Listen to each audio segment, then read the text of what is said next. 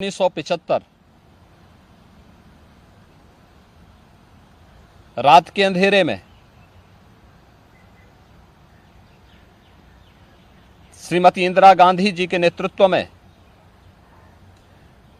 कांग्रेस की सरकार ने कैसे भारत के लोकतंत्र को नष्ट करने का प्रयास किया था। उस समय के सभी विपक्षी दलों के नेताओं को, उसमें से अटल बिहारी वाजपेयी जी, से मोरारजी देसाई जी, से जयप्रकाश नारायण जी, से लाल कृष्ण आडवाणी जी और विपक्ष के सभी नेताओं को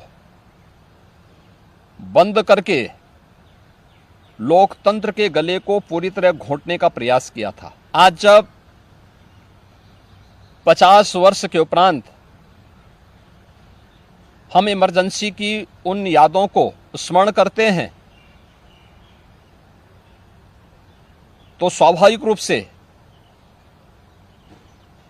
कांग्रेस में चेहरे बदले होंगे, लेकिन उसका चरित्र, उसके हाव भाव आज भी वही हैं जो 1975 में एक बर्बर चेहरा उस समय में कांग्रेस पार्टी का देखने को मिला था। कैसे उन्होंने संविधान की मूल आत्मा कही जाने वाली प्रेम्बल में संशोधन करके उसकी आत्मा को नष्ट करने का प्रयास किया था। कैसे कांग्रेस ने उस समय देश के नागरिकों के मौलिक अधिकारों को पूरी तरह प्रतिबंधित कर दिया था। कैसे न्यायालय के अधिकारों को कांग्रेस पार्टी ने उस समय में बंधक बना के रख दिया था। और आज भी कांग्रेस पार्टी में भले ही नेतृत्व बदला हो, लेकिन उसका चेहरा बदला हो, लेकिन चरित्र तो उसका आज भी वही है। ये लोकतंत्र की दुहाई देते हैं, लेकिन भारत के बाहर जाकर के भारत के लोकतंत्र को कटघरे में खड़ा करते हैं। भारत की चुनाव प्रणाली पर प्रश्न चिन्ह खड़ा करते हैं। भारत को और इसके लोकतंत्र को कोसते हैं। भारत के अंदर हर चुनाव की प्रक्रिया में बाधा पैदा करके ईवीएम पर अपने अकर्मण्यता का दोष थोपने का प्रयास करते हैं। एक तरफ कांग्रेस का यह तानाशाही पूर्ण रवैया, जिसने आज से नहीं या 1975 में ही नहीं, आजादी के तत्काल बाद संविधान अंगीकार करने के मात्र 2 वर्ष के अंदर ही देश के संविधान में संशोधन करके धारा 370 को उसमें जबरन डाल करके देश के अंदर देश की अखंडता को चुनौती देने वाली धारा 370 को डालने का प्रयास किया था। इसके उपरांत भी समय समय पर कभी मीडिया पे को प्रतिबंधित करके, कभी अन्य तरीके से प्रत्यक्ष और अप्रत्यक्ष रूप से लोकतंत्र के सभी स्तंभों को कमजोर करने का प्रयास किया था। 1975, 25 जनवरी 1975 उसकी पराकाष्ठा के रूप में इस देश ने और दुनिया ने देखा था। 1975 की इमरजेंसी की घटना के 50 वर्ष पूरे हो रहे हैं। 1975 में देश के लोकतंत्र को बचाने के लिए, संविधान को फिर से बहाल करने के लिए, नागरिक अधिकारों की रक्षा करने के लिए जिन लोगों ने जेल की यातनाओं को सहा था, जिन लोगों ने उस कालखंड में लोकतंत्र के लिए अपना सर्वस्व न्यौछावर करने का कार्य किया था।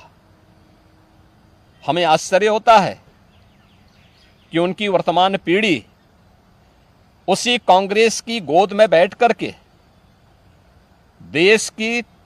देश को फिर से कांग्रेस की तानाशाही और लोकतंत्र विरोधी, संविधान विरोधी तंग दायरे की ओर धकेलने का कुत्सित प्रयास कर रही है।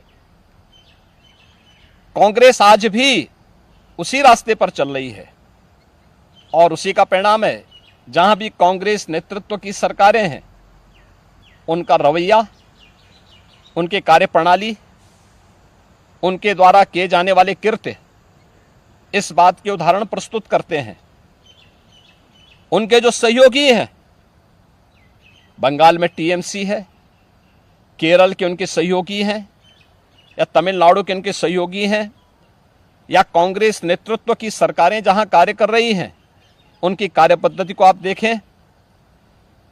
जो लोग जनता को गुमराह करके संविधान के नाम पर संसद की कार्रवाई को बाधित करने का प्रयास कर रहे हैं,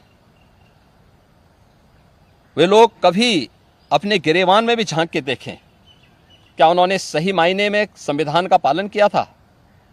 क्या यह सच नहीं कि देश की संसद में कांग्रेस के एक वरिष्ठ नेता ने वहां पर जिस प्रकार का आचरण किया था, एक बिल को संसद के फ्लोर पर ही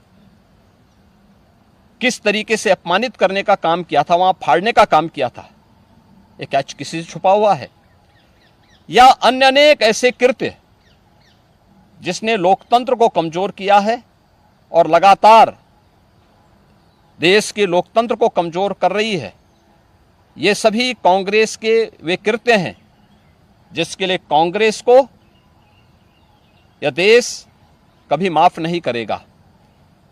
कांग्रेस पार्टी को और कांग्रेस की इस तानाशाही में प्रत्यक्ष और अप्रत्यक्ष रूप से सहभागी बने उन सभी राजनीतिक दलों को भी,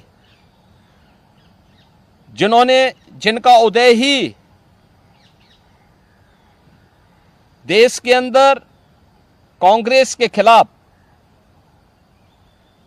लोकतंत्र को बचाने के लिए हुआ था, आज वे कांग्रेस की गोदी में बैठ करके जिस तरीके का आचरण कर रहे हैं, यह देश और इस देश की जनता उसे किसी भी स्थिति में स्वीकार नहीं करेगी। कांग्रेस को और कांग्रेस के इन सभी सहयोगियों को जिन्होंने लोकतंत्र को कमजोर किया है, संविधान के प्रावधानों को समय समय पर मानने से इनकार किया है, इसके लिए आज इमरजेंसी की 50 वर्ष पूरे होने पर इन्हें देश की जनता से माफी मांगनी चाहिए अपने इस कृत्य के लिए, और अपने न केवल चेहरे को बल्कि चरित्र को देश के संसदीय लोकतंत्र के अनुरूप ले जाने के लिए अपने आप को तैयार करना चाहिए।